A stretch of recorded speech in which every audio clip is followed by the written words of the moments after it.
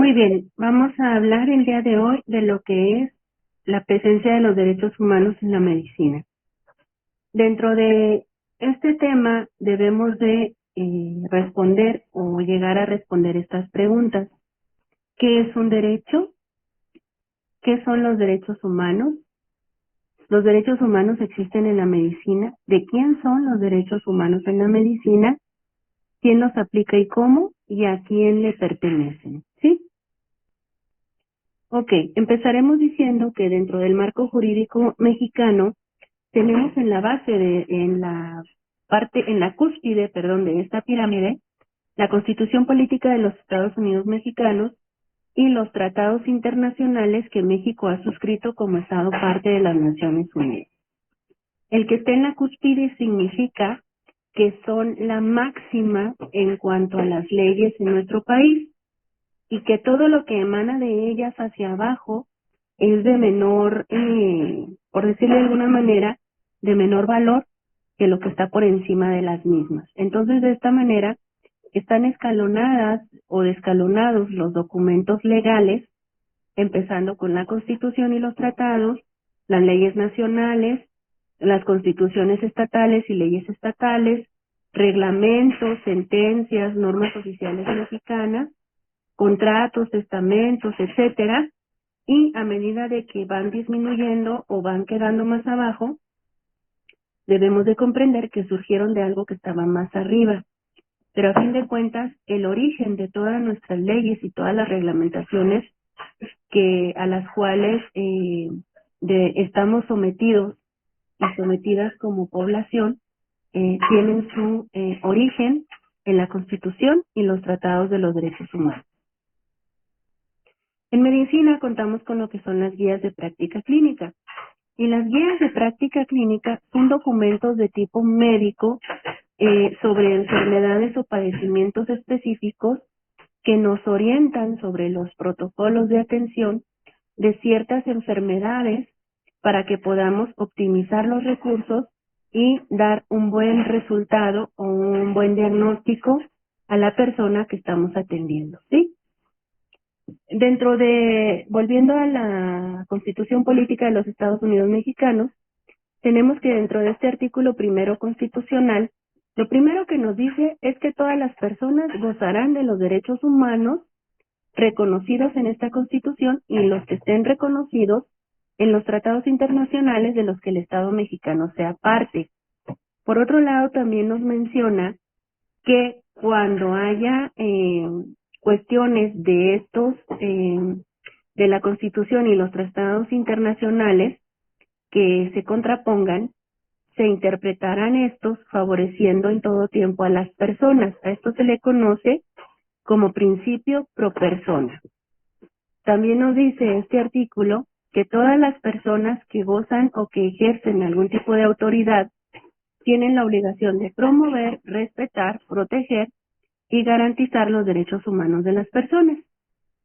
Y por último nos dice que la discriminación por origen étnico, nacional, género, edad, discapacidad, condición social, condición de salud, religión que se profesa, opiniones que se externan, preferencias sexuales, estado civil o cualquier otra están prohibidas en el territorio mexicano, así como la esclavitud. Ahora se llama internado y residencia. Bueno, ese es otro asunto, ¿sí? Y bueno, también tenemos lo que son las normas oficiales mexicanas que surgen de las leyes, por ejemplo, de la Ley General de Salud, que sigue el reglamento en materia de prestación de los servicios de atención médica, y de este reglamento surgen normas oficiales mexicanas que van, por ejemplo, con relación a los campos clínicos de la formación de odontología, de enfermería y de medicina. Y aquí la cuestión es que cuando hablamos de las normas oficiales mexicanas, todas son de carácter obligatorio porque tienen esta condición o este tratamiento de ley, ¿sí? Y si es de ley, es de a fuerza. No es si quieres o no quieres. Para el derecho hay una máxima que dice que el desconocimiento de la ley no te exime de su incumplimiento, perdón.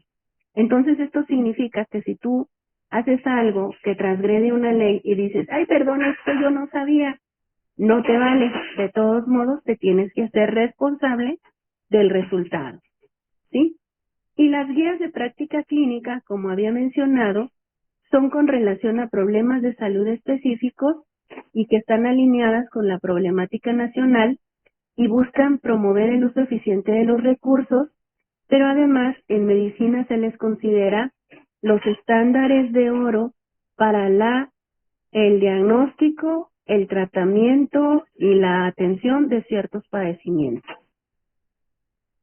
Volviendo a los derechos en medicina, pues bueno, hay que recordar que todas las personas, de acuerdo a lo que dice la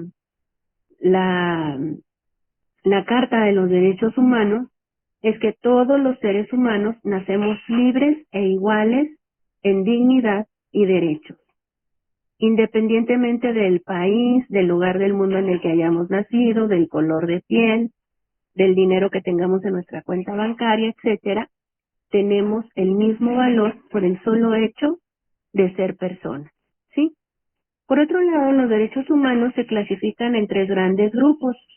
Se habla de derechos de primera, segunda y tercera generación. Y dentro de los derechos de primera generación se habla de los derechos individuales o civiles, como el derecho a la libertad, a la vida, a la propiedad, al honor y a la intimidad. Y dentro de los derechos de segunda generación se habla de los derechos económicos y sociales, como el derecho a una vivienda digna, educación, cultura, descanso diario, semanal y vacaciones, y trabajo en condiciones dignas. Y por último, los derechos de tercera generación, que tiene que ver con los derechos de solidaridad, a la paz, al desarrollo, al ambiente sano y al patrimonio común. Muy bien. Regresando a nuestra Constitución y a los derechos humanos, en el artículo 4 se habla de que toda persona tiene derecho a la protección de la salud. No es lo único que dice el artículo 4 constitucional, pero para fines de esta plática es en lo que me voy a centrar, ¿sí? Y en el artículo 25 de la Declaración Universal de los Derechos Humanos, esto da origen a la seguridad social. Y la seguridad social, como nosotros y nosotras la percibimos o la conocemos, está representada en el seguro social. Y el seguro social no solamente incluye la atención médica, ¿sí?, sino también prestaciones como son las pensiones, las jubilaciones, el derecho a vivienda, ¿sí?, y otras cosas que, bueno, ya dependen de esto. Y en medicina, ¿qué hacemos nosotros en la medicina? Bueno, con base en este artículo 4 constitucional, todos y todas aquellas personas que ejercemos alguna rama de la salud, nos convertimos en garantes de la población en cuanto a que puedan acceder a la protección de la salud.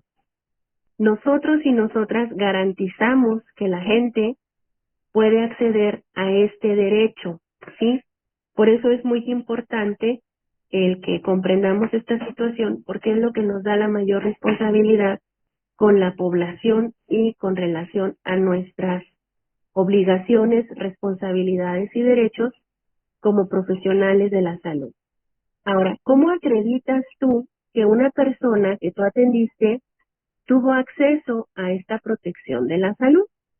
Bueno, pues lo acreditas con su expediente clínico, con ese documento que tú llenas, con esa nota que tú realizas, donde registras la atención que le brindaste en el área de salud, ¿sí?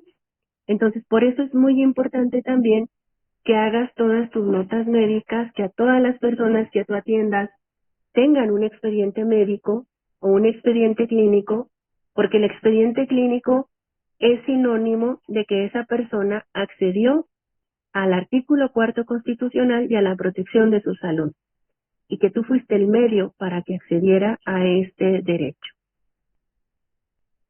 Este acceso a la protección de la salud, en cuanto al personal y profesional médico, se rige por 4 principios éticos importantes.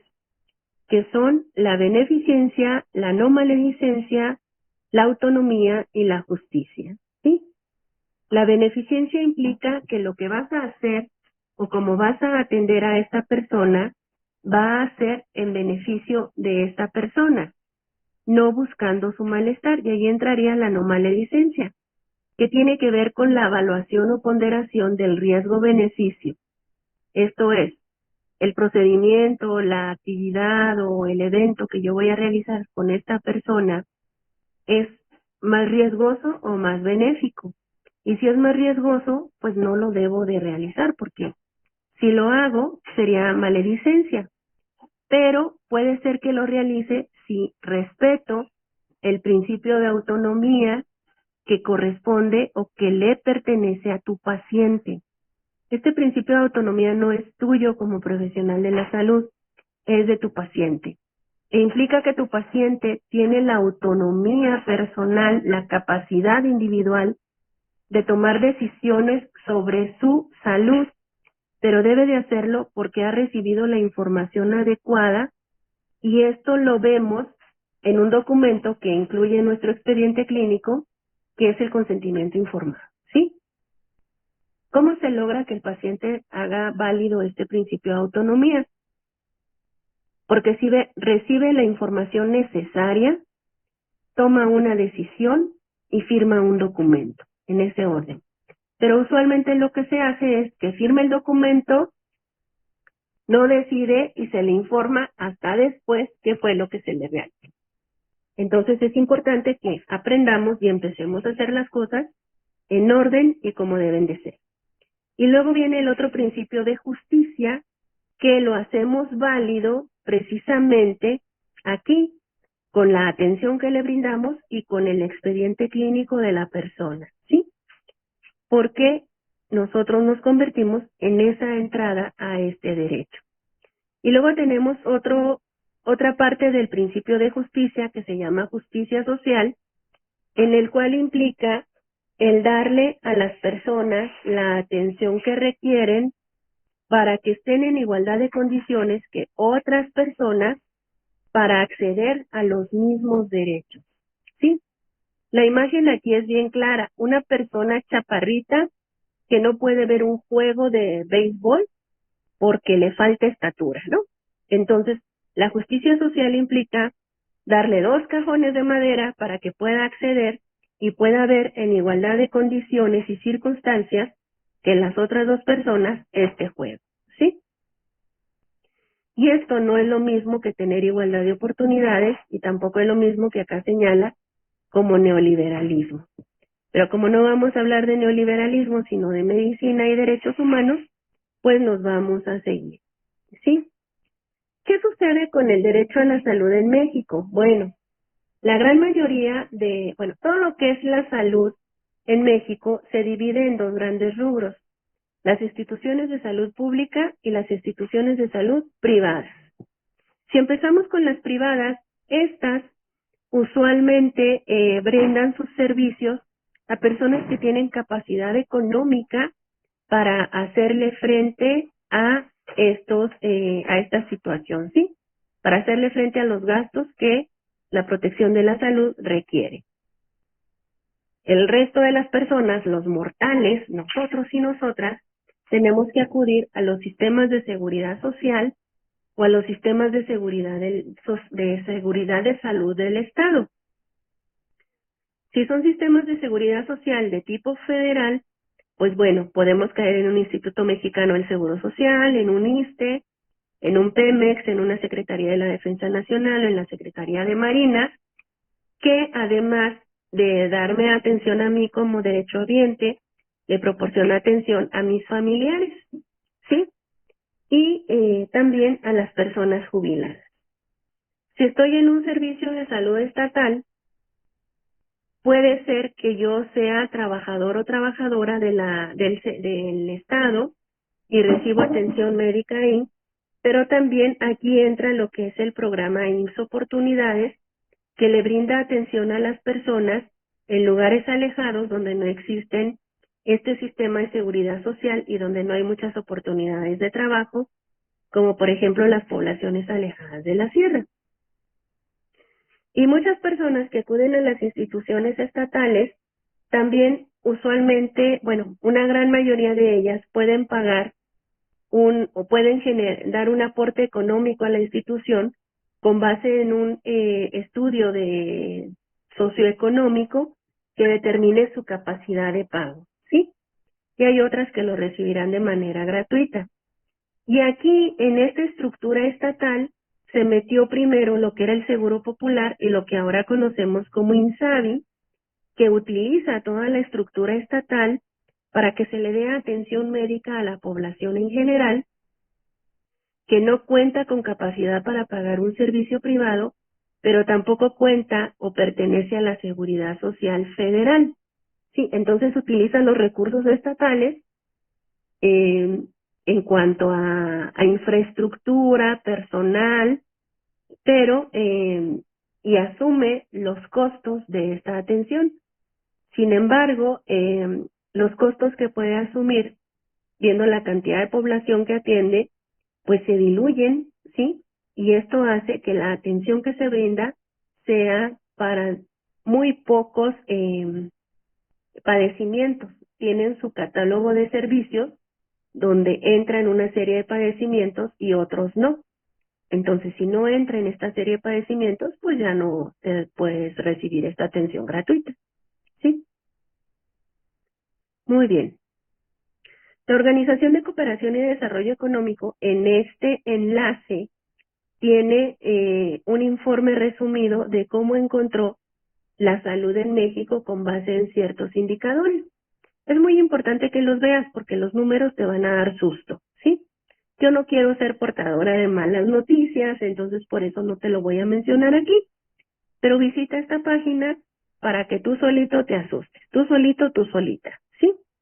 Otra cosa importante que debemos de saber del sector salud es que el sector salud usualmente reproduce y funciona por medio de prácticas que ya están institucionalizadas y que se basan en una división del trabajo altamente especializado y jerarquizado, que además establece la existencia de roles, reglas, tareas, rutinas y procedimientos que están bien definidos para todo el personal, donde, por ejemplo, él o la interna de pregrado, pues le toca toda la papeloterapia, ¿sí?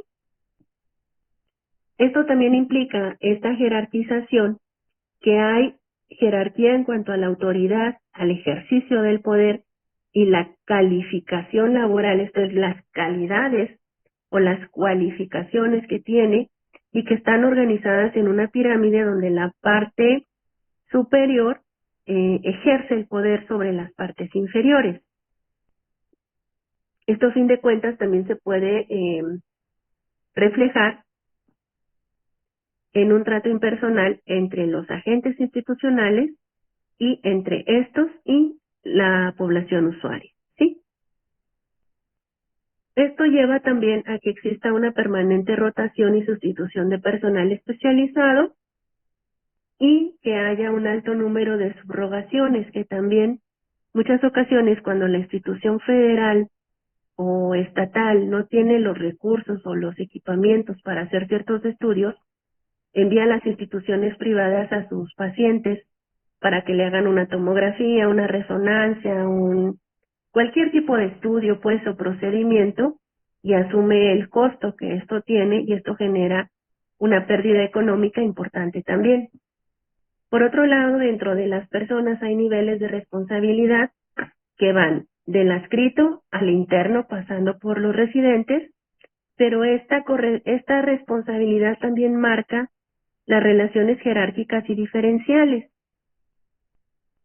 En la vida cotidiana dentro del hospital, usualmente es el interno quien realiza todo el trabajo, pero debe de hacerlo bajo la tutela y supervisión de residentes y adscritos, ¿sí? Y adscritas, porque son a fin de cuentas adscritos y adscritas quienes tienen la mayor responsabilidad, y si no firman esas notas, si no evalúan el trabajo de residentes y de internos, pueden adquirir una responsabilidad que puede ir de lo penal, lo civil o lo administrativo. ¿Qué sucede cuando los adscritos y las adscritas no se presentan o no tutelan, no supervisan, no hacen mentoría adecuada del trabajo de residentes e internos? Pues bueno, que la atención que ellos proporcionan está sin supervisión, pero esto implica también una enseñanza sistematizada y un ejercicio sistematizado de la medicina, plagado de errores y de fallas que pueden llevar a la muerte a los pacientes, en el peor de los casos, ¿sí? También el edificio como tal y las personas que en él trabajan pueden ejercer lo que se llama violencia institucional, y empezamos con la más frecuente, la carencia de insumos. No tengo elementos, no tengo materiales, no tengo nada para trabajar y lo hago todo con las uñas. Entonces, si algo sale mal, pues va a ser mi responsabilidad porque lo hice con los insumos inadecuados, ¿sí? Un deterioro de la estructura hospitalaria y una falta de mantenimiento con una deficiente conservación del mobiliario, pues también es violencia institucional porque se supone que si vas a un hospital para recuperar tu salud y este lugar te dice desde afuera que debes de mantener silencio, pero es lo menos silencioso, las camas son incómodas, hay ruido por todos lados, las luces no son las adecuadas, pues esto no favorece ni al paciente, pero tampoco favorece al personal que ahí trabaja, el que haya enchufes que no funcionen, por ejemplo, haya máquinas que no trabajen adecuadamente, que haya apagones o que se pierda la iluminación adecuada cuando van a hacer un procedimiento, ¿sí? También se habla de violencia institucional cuando es demasiada la cantidad de notas y papeleo que se tiene que realizar, cuando prevalece el trabajo operativo y curativo sobre el educativo y preventivo de la salud. Por ejemplo, hay personas que hablan de que si te vas al IMSS a hacer tu internado, aprendes por rebosamiento, o sea, aprendes porque es mucho operativo y curativo. Pero muchas ocasiones, de tanto trabajo que tienes, no razonas o no investigas o no le das una profundidad importante al estudio de un padecimiento que estás atendiendo en ese momento, ¿sí? Y luego la otra es que en este pueblo chico, infierno grande, hemos minimizado y normalizado tanto las situaciones de violencia que consideramos que las cosas que son así, así van a seguir siendo y no tomamos en cuenta que pueden cambiar y ser mejor para todas, todos y todes, ¿sí? Por otro lado, también podemos encontrar un gran ausentismo por parte del personal adscrito de base que genera que residentes e internos cubran todas las guardias con prestaciones desiguales entre ellos porque pues de cuánto es la beca del interno, por ejemplo, y cuánto va a ganar el personal adscrito y quién va a tener la responsabilidad, ¿no? Que usualmente la responsabilidad es del adscrito, pero su salario pues no va a alcanzar para pagar esa responsabilidad si el interno la riega. Las jerarquías médicas que en muchas ocasiones llevan a no aceptar observaciones ya sea de personal de enfermería o incluso también de residentes e internos que a lo mejor están viendo algo distinto de ese paciente. La comunicación unidireccional con los usuarios que hace que realicemos una medicina paternalista donde yo sé lo que es mejor para ti y no te doy opción de que tomes una decisión, ¿sí? Y por último, pues todo esto que genera rutinas aprendidas de poder y rutinas que se repiten y se replican. Cuando yo ya soy residente, las replico y las repito con los internos, por ejemplo, cuando soy R2 con el R1 y así. Hay otras causas que pueden generar violencia institucional o violencia contra el sector de la salud, como son salas de espera con familias alteradas, la falta de personal y hace que se te cargue la mano en cuanto a la atención de los pacientes, el retardo en la atención porque nomás hay un médico para todo el piso, para todo el turno, ausencia de medidas de seguridad, que haya pacientes con complicaciones mentales, que haya personas en condición de marginalidad a las cuales no se les atiende adecuadamente, personas con problemas de drogadicción, que reciben un diagnóstico no esperado, una persona que te pide una incapacidad y que se la niegas, la muerte inesperada de algún familiar, que te niegues a prescribirle un medicamento porque tú consideras que no lo requiere, y también desacuerdos entre el mismo personal, por ejemplo en triage, porque consideran que un enfermo es menos prioritario que otro, ¿sí? Y bueno, ahora sí vamos a hablar de los derechos humanos de las personas que atendemos por grupos específicos, ¿sí? Primero que nada te quiero mostrar algunos de los tratados internacionales que México ha suscrito y que lo obligan a darle seguimiento a estos tratados internacionales y a generar tanto políticas públicas y acciones gubernamentales que busquen dar cumplimiento a estos tratados, ¿sí? Aquí tenemos de discriminación racial, el Pacto Internacional de Derechos Económicos, Sociales y Culturales, de Derechos Civiles y Políticos, la Convención de Derechos Humanos, la eliminación de formas de discriminación contra la mujer, derechos del niño, etcétera, ¿sí?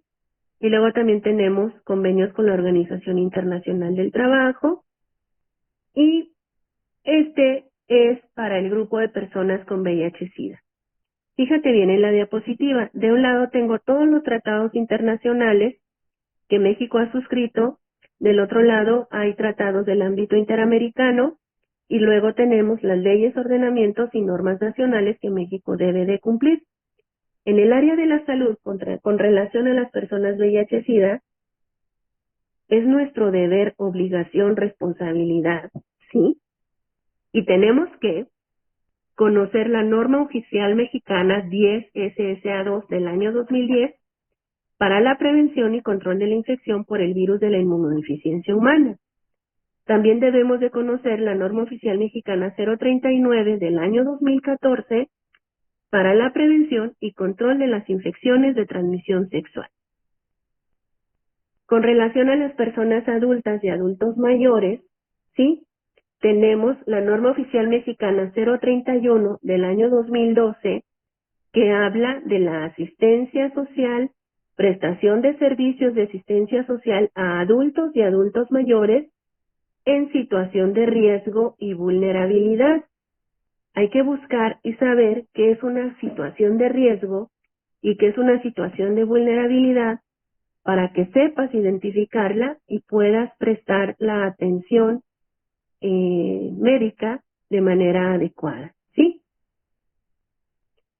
Con relación a los derechos humanos de niños, niñas y adolescentes, estos son los tratados internacionales que México ha suscrito, y los ordenamientos y normas nacionales tienen que ver, por ejemplo, con los derechos sexuales para adolescentes y jóvenes, que no está de más que los conozcamos, pero también está la norma oficial mexicana 07 del año 2016 de la atención de la mujer durante el embarazo, parto y puerperio del recién nacido, criterios y procedimientos para la prestación del servicio, que resulta importante porque México tiene el primer lugar en embarazo adolescente, ¿sí? Perdón. Y luego tenemos la norma oficial mexicana 047, perdón, del año 2015, para la atención a la salud del grupo etario de 10 a 19 años de edad. Para las personas con discapacidad, tenemos de un lado dos tratados internacionales y del otro lado la norma oficial mexicana 015 del año 2012, perdón, para la atención integral a personas con discapacidad. Para las personas de la diversidad sexual, hay una gran cantidad de tratados internacionales que México ha suscrito porque es uno de los grupos con mayor índice de discriminación en todos los espacios. Mira, ya llevo 2 hojas de tratados internacionales para la población de la diversidad sexual, 3 hojas con tratados internacionales, 4 hojas con tratados internacionales, y a nivel nacional, lo que yo debo de conocer, fíjate bien, es el glosario de la diversidad sexual de género y características sexuales y la norma oficial mexicana 09 del año 2013, promoción de la salud escolar. Ah, caray, ¿y por qué esta? Porque una de las cosas que establece esta norma es la educación sin discriminación y sin roles ni estereotipos de género entre las personas para favorecer la no discriminación de cualquier tipo de grupo social, ¿sí? Y en el área de la salud debo de conocer también el protocolo para el acceso sin discriminación a la prestación de servicios de atención médica de las personas lésbico, gay, bisexual, transexual, transvesti, transgénero, intersexual y sus vías de atención específica. ¿Cómo me debo de dirigir a ellas? ¿Cómo debo de tratarlas? ¿Cuáles son los problemas de salud que tienen? El hecho de que un hombre o una mujer trans me pida tratamiento hormonal no implica que es porque quiere hacerlo, sino porque es mi obligación, porque yo soy su puerta de acceso a sus derechos en salud, a protección de la salud, ¿sí? Hay que leerlos. Para las personas migrantes, nada más México ha firmado una opinión consultiva de la Corte Interamericana de Derechos Humanos que habla de migración, pero tenemos 2 documentos que debemos de conocer. La de los derechos de las personas migrantes, una guía para las y los servidores públicos, y el Plan Integral de Atención a la Salud de la Población Migrante. ¿A qué tiene derecho la población migrante? ¿Qué es lo que puedo hacer por la población migrante? ¿Tengo que avisarle a migración que estoy atendiendo a un migrante? Todo eso se responde en estos documentos, ¿sí? Y luego para las mujeres tenemos una página completa de documentos que México ha suscrito con relación a la eliminación no solamente de la violencia contra las mujeres, sino de toda forma de discriminación, explotación y discriminación que sufren la trata de personas, donde la gran mayoría son mujeres las que son afectadas, y a nivel nacional tenemos otra vez la norma oficial mexicana 007 del año 2016 para la atención de la mujer durante el embarazo, parto y puerperio y la persona recién nacida, la norma 008 del año 2010 para el tratamiento integral del sobrepeso y la obesidad, la norma 046 del año 2005 sobre violencia familiar, sexual y contra las mujeres, criterios para su prevención y atención, el manual de lineamientos y protocolos para la atención psicológica de mujeres que viven en situación de violencia familiar y de género, el manual clínico de atención de salud para las mujeres que han sufrido violencia de pareja o violencia sexual, el modelo integrado para la prevención y atención de la violencia familiar y sexual, y el manual operativo del modelo integrado, y el manual de prevención de violencia contra la mujer. Y tenemos otros grupos que se consideran vulnerables, como son personas que tienen afecciones de salud mental, personas que pertenecen a pueblos originarios que también son discriminadas por este hecho, personas de la diversidad religiosa, sobre todo en grupos minoritarios, personas afrodescendientes, trabajadoras del hogar y trabajadoras y trabajadores sexuales que también pueden ser discriminados precisamente por este ejercicio que hacen de su trabajo sexual, ¿sí? Ok, y bueno, ¿cómo es la prestación de estos servicios médicos que yo voy a dar dentro de un marco de derechos humanos? Los principios básicos son no discriminación, que a todas las personas las trates bien desde el principio o las trates igual desde el principio. Buenos días, buenas tardes, buenas noches, que te presentes si es la primera vez que les vas a atender, que les digas que eres, no sé, médico interno, médico residente, médico de base, médico especialista, etcétera, qué es lo que usted necesita, no sé, ya su historia clínica y todo lo demás, ¿no? Hay que respetar su identidad. Por ejemplo, si es una persona trans, que es una mujer trans, y tú ves el expediente que dice Juan Pérez, pero esta persona, tú te das cuenta que es trans, le puedes preguntar cuál es su nombre o cómo quiere que me dirija a usted. Si te dice que quiere que le digas Berenice o Eunice o como sea, debes de respetar esa identidad que te está dando y hablarle de esa manera. También es importante respetar sus derechos sexuales y reproductivos, ¿sí? Esto es, en ocasiones a lo mejor las instituciones te piden que llegues a un número cierto de colocación de dispositivos intrauterinos, pero no puedes obligar a las personas ni coercionarlas para que acceda a ponerse un dispositivo. Si no quiere, no quiere, ¿sí?